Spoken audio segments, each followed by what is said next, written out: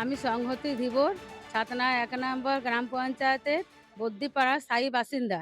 হ্যাঁ, আমাদের দীর্ঘদিনের দাবি ছিল ড্রেনের সংস্কার। ড্রেনের ফলে আমাদের বর্ষাকালে বাড়িতে জল ঢুকে যেত, নানা রকমের অসুবিধা হতো। হ্যাঁ, ড্রেনটা আমরা মাননীয় মুখ্যমন্ত্রী মমতা বন্দ্যোপাধ্যায়ের সহায়তায় এবং জেলা পরিষদের মেম্বার মৌ সেনগুপ্তের সহযোগিতায় ড্রেনটি সংস্কারের কাজ আমাদের হয়েছে। সেজন্য আমরা প্রচণ্ড উপকৃত। এবারে আমাদের এলাকার লোক কি বলতে চাইছে সেটা আপনারা শুনুন। রাস্তায় জল দিয়ে যেত এমনি ওপরে ওপরে, সেগুলো এখন ভালো হয়েছে। বর্ষাকালে অসুবিধা হতো, মানুষের সুযোগ সুবিধা হয়েছে অনেকটাই।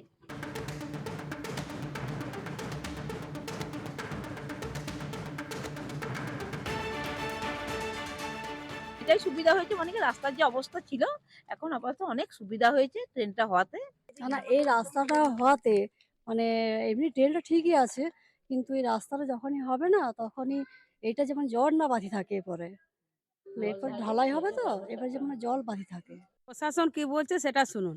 তো আমাদের সরকার, মাননীয় মুখ্যমন্ত্রী কথা দিয়ে কথা রেখেছেন। তিনি জেলা পরিষদ থেকে এই ১১০০ ফুট এই লম্বা কভার ড্রেন তিনি করে দিয়েছেন এবং এখানকার মানুষেরা প্রত্যেকেই আমাদের জানিয়েছেন যে আমাদের প্রচুর উপকার হয়েছে, কারণ আমাদের পুরো বাড়ি মানে বাড়ি এলাকা এত দূষিত হয়ে যেত, গন্ধ, নর্দমার জল, ড্রেনের জল। এটা ১১০০ ফুট লম্বা আছে এবং ২ ফুট চওড়া ভেতরে, হ্যাঁ। কভার ড্রেন তো ২ ফুট চওড়া, ২ ফুট গভীর। তো এই ড্রেনটা হওয়াতে মানুষের অনেক উপকার হয়েছে এবং এরপরে যেটা আমাদের কাজ হবে সেটা আমাদের একটা রাস্তাও হয়ে যাচ্ছে, কংক্রিট রাস্তা হয়ে যাবে।